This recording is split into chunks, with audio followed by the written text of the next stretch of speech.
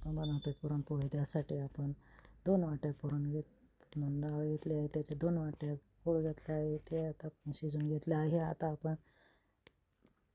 शिजून निथळायला ठेवलेलं आहे. पाणी काढून घेतलं आहे, त्याच्यात मी गूळ घालत आहे. गूळ घालून घेतला आहे आणि आता मी तो सगळं मिक्स करून घेणार आहे. त्याला 2 वाट्या गूळ आणि आता चांगले मॅच करून घेत आहे.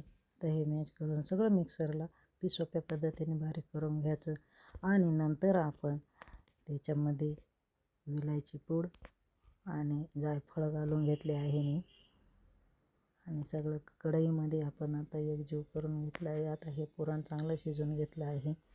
हे जवळजवळ 10 मिनटं मी शिजून घेतलं आहे. आता आपली पूर्ण शिजली हे बघण्यासाठी कलथा आपण आता चांगला हे करून घेतल्यानंतर कलथा उभा करायचा. उभा राहिला की पुरण शिजले असं समजायचे. आता मी हे पुरण बघा अगदी सोप्या पद्धतीने हे करून घेतले आहे आणि पीठ वगैरे सगळं मळून झालं आहे. आता आपण पुरणपोळी करून घेऊया. बघा पुरणपोळी कशी टम्म फुगली आहे. आपल्या छान पोळ्या झाल्या आहेत, खाण्यासाठी तयार आहेत. आपण खाऊ शकता.